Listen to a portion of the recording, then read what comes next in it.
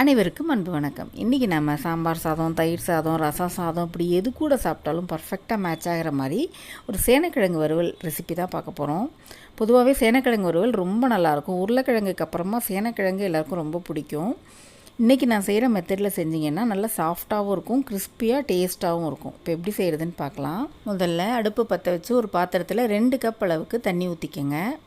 நான் இன்றைக்கி கிட்டத்தட்ட 300 கிராம் அளவுக்குள்ளே சேனைக்கிழங்கு எடுத்திருக்கேன்.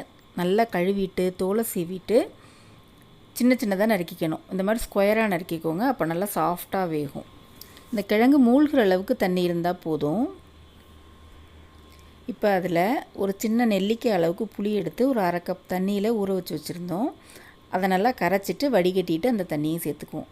சேர்த்துட்டு 1 டீஸ்பூன் அளவுக்கு உப்பு சேர்த்துக்கணும். சேர்த்து எல்லாத்தையும் நல்லா கலந்து விட்டுட்டு இது நல்லா கொதிக்கட்டும். நல்லா கொதித்ததுக்கப்புறம் அடுப்பை மீடியம் ஃப்ளேமில் வச்சுருங்க. ஒரு 10 நிமிஷத்தில் கிழங்கு நல்லா வெந்துடும்.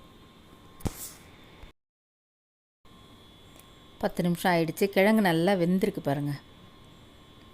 இந்த அளவுக்கு வெந்தால் தான் நல்லா சாஃப்டாக இருக்கும். இப்போ அடுப்பை ஆஃப் பண்ணிவிட்டு இதை வடிகட்டி வச்சுக்கலாம். தண்ணியெல்லாம் வடிச்சிட்டு தனியாக எடுத்து வச்சுருவோம். அடுத்து ஒரு சின்ன கடாயில் எண்ணெய் ஊற்றி நம்ம வடித்து வச்சுருந்த சேனைக்கிழங்கை பொரித்து எடுத்துக்க போகிறோம். இந்த மாதிரி எண்ணெயில் போட்டு பொரித்து எடுத்துகிட்டு அப்புறம் வறுத்தோன்னாக்க நல்ல கிறிஸ்பியாக சாஃப்டாக டேஸ்ட்டாக இருக்கும். கொஞ்சம் கொஞ்சமாக போட்டு பொரித்து எடுத்துக்கலாம்.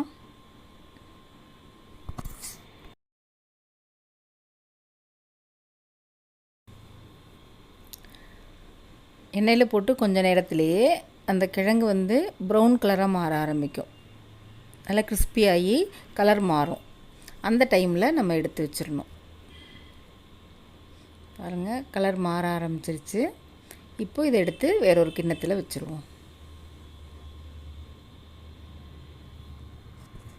எல்லா கிழங்கையும் பொரித்து எடுத்தாச்சு. இப்போ இதை வறுத்துக்க போகிறோம். ஒரு கடாயில் 1 டேபிள் ஸ்பூன் அளவுக்கு எண்ணெய் விட்டுக்கணும். நம்ம பொரிச்ச எண்ணெயே விட்டுக்கலாம். இப்போ அதில் ஒரு 15 பல் பூண்டை நச்சிட்டு சேர்த்துக்கணும். மேல் தோல் எடுத்துகிட்டு உள்தோலோடு நச்சிட்டு சேர்த்துக்கோங்க. கூடவே கொஞ்சம் கருவேப்பிலையும் சேர்த்துக்கணும். சேர்த்து நல்லா வதக்கி விட்டுறணும்.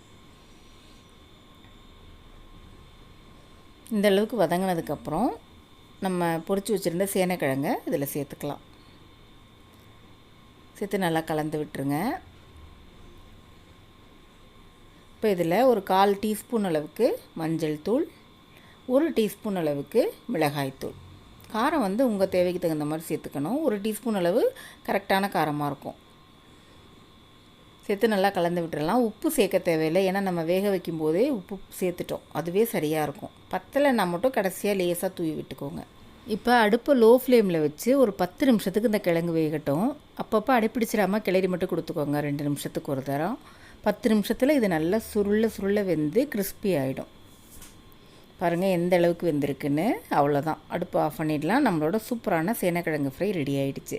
ட்ரை பண்ணி பார்த்துட்டு எப்படி இருந்துச்சுன்னு உங்கள் பதிலாக கமெண்ட்ஸில் சொல்லுங்கள். கூடவே நம்ம சேனலையும் சப்ஸ்கிரைப் பண்ணிக்கோங்க. நன்றி.